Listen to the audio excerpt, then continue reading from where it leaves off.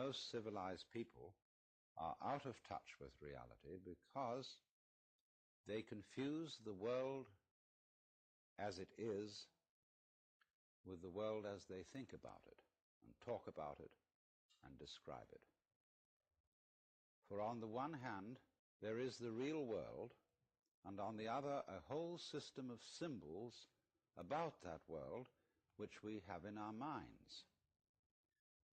These are very, very useful symbols. All civilization depends on them. But like all good things, they have their disadvantages. And the principal disadvantage of symbols is that we confuse them with reality, just as we confuse money with actual wealth. And our names about ourselves, our ideas of ourselves, our images of ourselves with ourselves. Now, of course, reality, from a philosopher's point of view, is a dangerous word. A philosopher will ask me, what do I mean by reality? Am I talking about the physical world of nature? Or am I talking about a spiritual world? Or what? And to that I have a very simple answer. When we talk about the material world, that is actually a philosophical concept.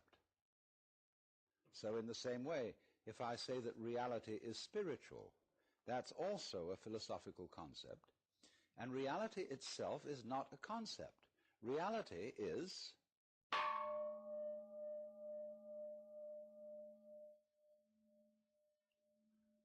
and we won't give it a name. Now, it's amazing what doesn't exist in the real world. For example, in the real world, there aren't any things, nor are there any events.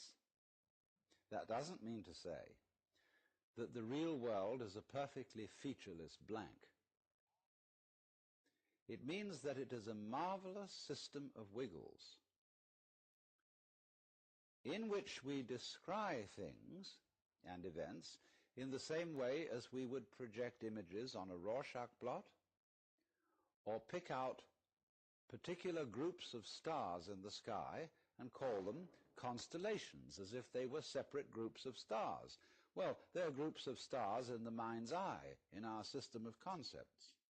They are not out there as constellations already grouped in the sky.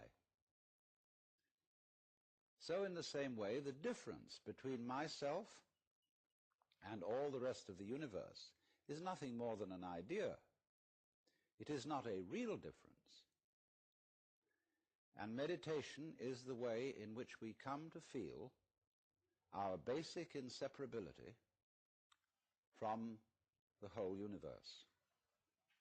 And what that requires is that we shut up. That is to say, that we become interiorly silent and cease from the interminable chatter that goes on inside our skulls. Because, you see, most of us think compulsively all the time. That is to say, we talk to ourselves. And I remember when I was a boy, we had a common saying, talking to yourself is the first sign of madness. Now, obviously, if I talk all the time, I don't hear what anyone else has to say.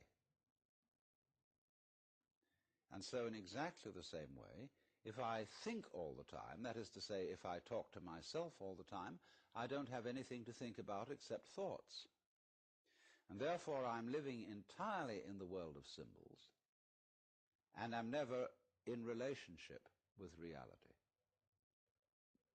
All right, now that's the first basic reason for meditation.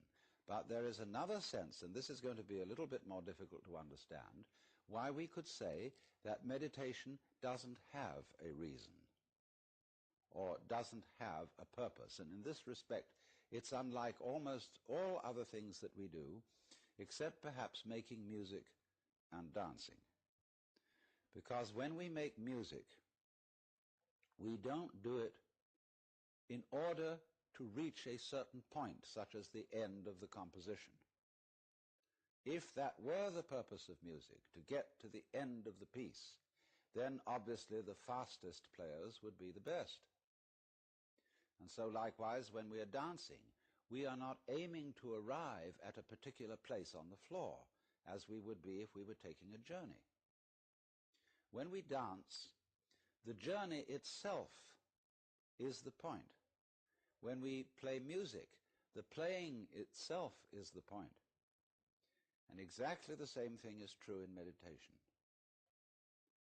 Meditation is the discovery that the point of life is always arrived at in the immediate moment.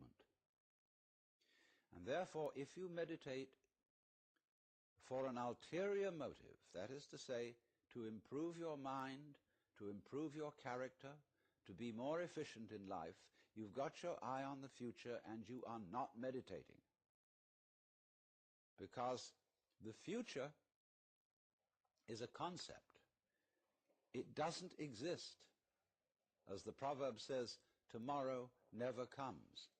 There is no such thing as tomorrow. There never will be, because time is always now.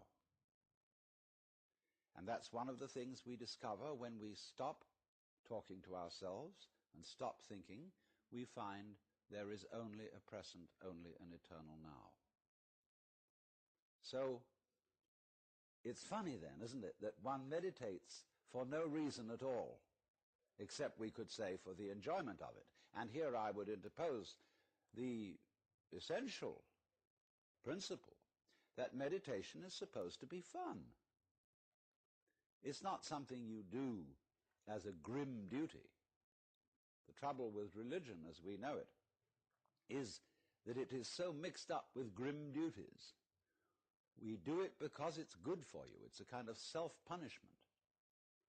Well, meditation, when correctly done, has nothing to do with all that. It's a kind of digging the present. It's a kind of grooving with the eternal now. And brings us into a state of peace where we can understand that the point of life, the place where it's at, is simply here and now.